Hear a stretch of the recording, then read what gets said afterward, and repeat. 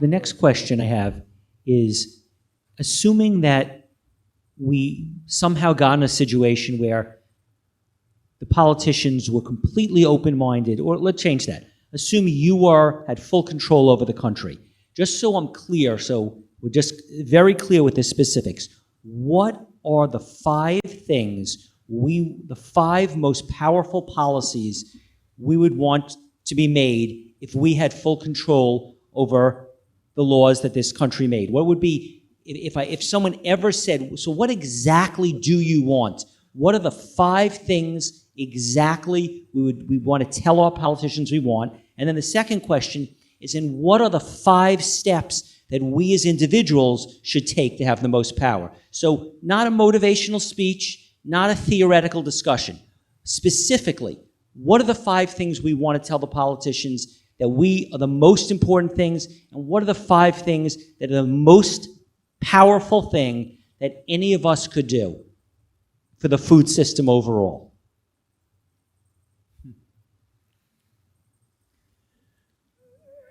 Ocean!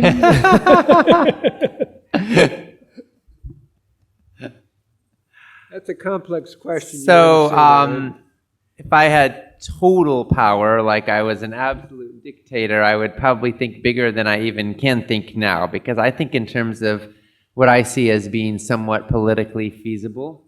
That's just, I'm interested in what's practical, not like my dream come true utopia. Not that I don't want to bridge the gap between where we are and where we want to be, but I think practically about what gap bridging potential exists in my lifetime more than like, heaven on earth sometimes.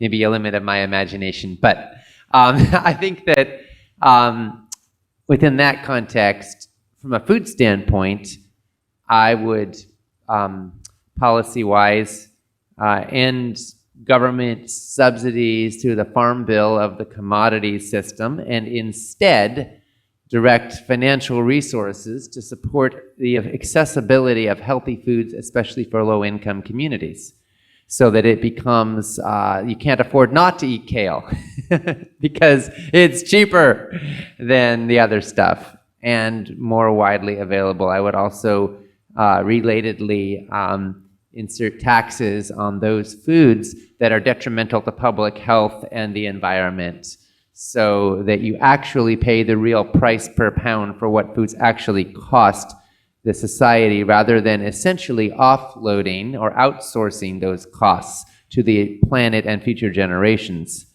And then I would enact, I think I mentioned this earlier, but take the food stamp program, and I would create some limitations on what it covers so that it's not covering sugary soft drinks and junk food, but I would also make it so that it doubles or triples value for fruits and vegetables and whole foods, again, to really incentivize and encourage consumption of those foods in low-income communities.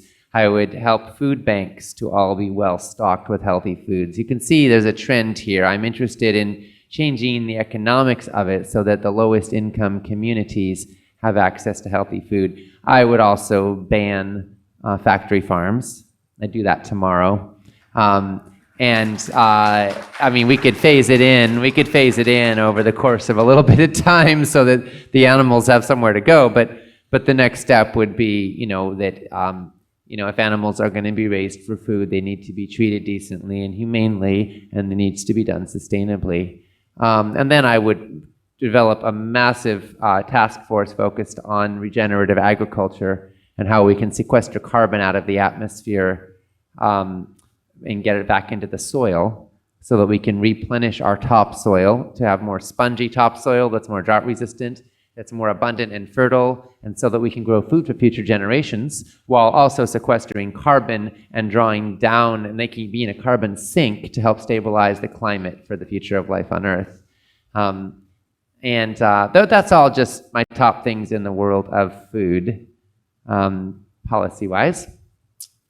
I think when I'm president, I'm going to have him head of the Department of Agriculture.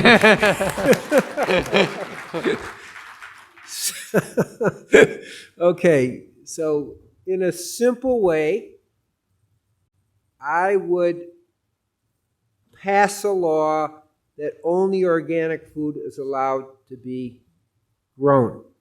Now, it's actually cheaper. When you understand that organic food has 25% more nutrient, it's 80% more antioxidants, it has 20% more phenols, and it has considerably more minerals in it, it's actually cheaper.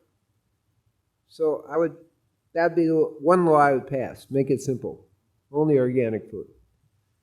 In terms of the food, the way cattle are grown, literally, when you're eating the factory farm cattle, you're increasing. There's a virus in it, or not, like mad cow disease, called TD43, and basically, if you're eating that, you're going to at least double your rate of Alzheimer's disease. And Alzheimer's disease is a lot. When they've really done autopsy studies, what we see is about 13% of Alzheimer's is actually mad cow disease.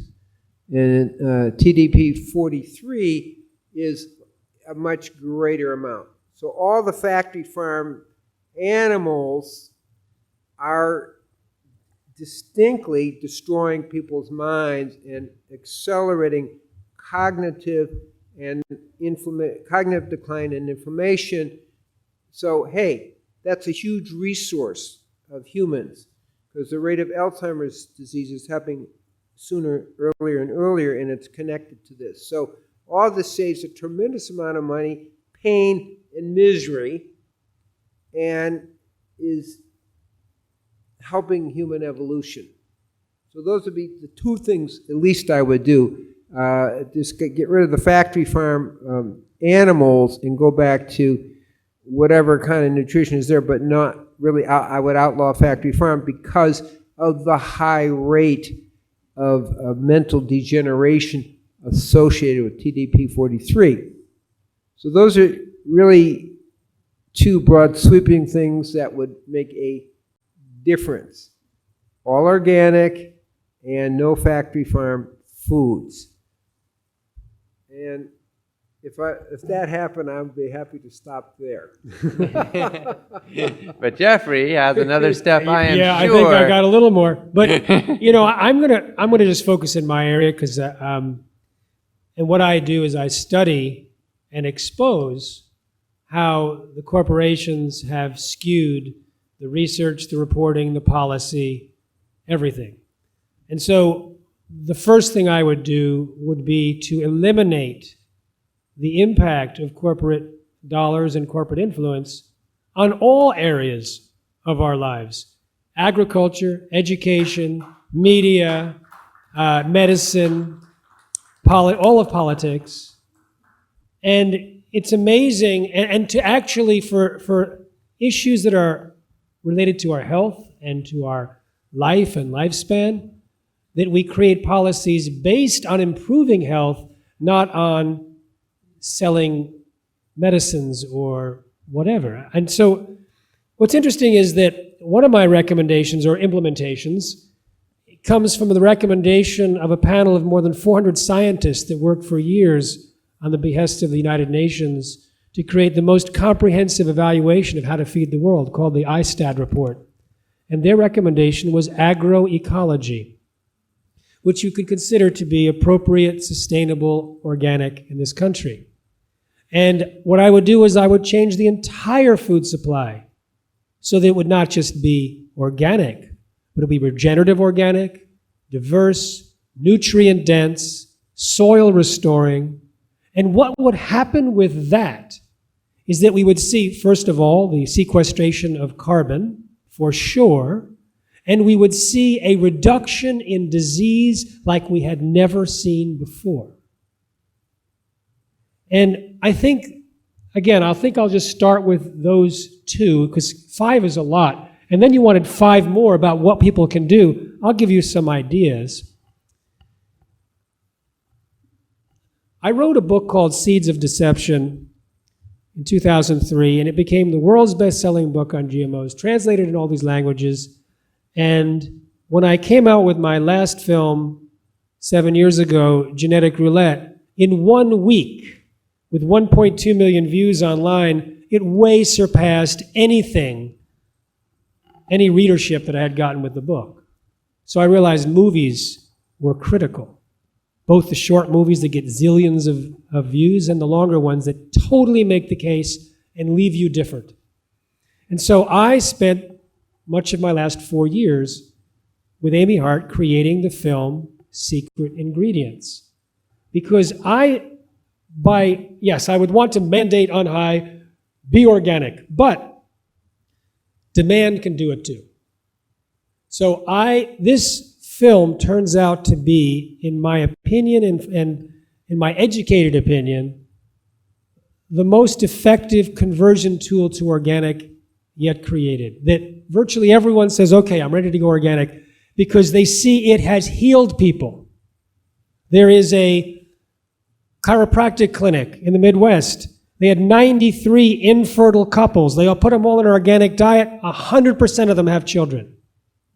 There are 2 families with autistic sons, no longer autistic.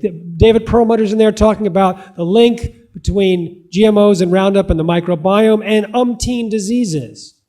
And so at the end of that, you realize, oh my God, I have been poisoning myself or my family. What's life going to be like on the other side of an organic diet?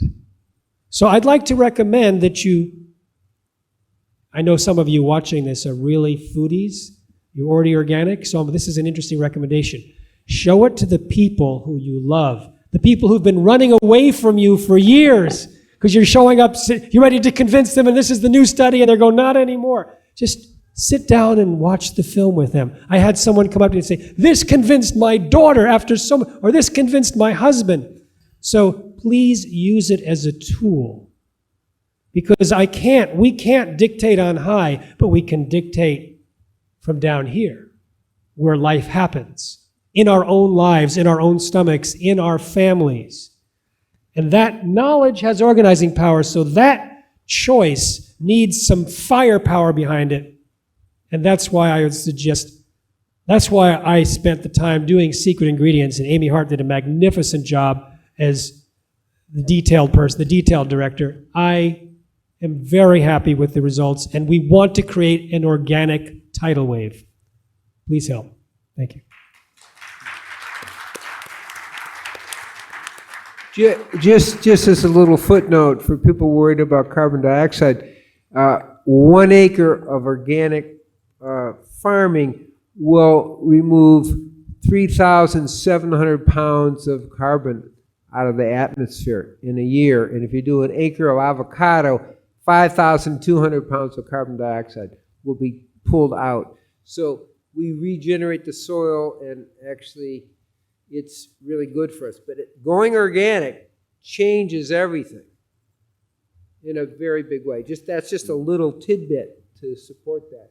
We're the consumers. If we demand organic, that's the bottom line. When we stopped the whole battle about they were irradiating food and people refused to buy irradiated food, that was the end of it. Pretty much the end of it. Now they've done a few other things. But if everybody demands organic, things will shift that way. Where I live, you can get a full range of organic food at Safeway.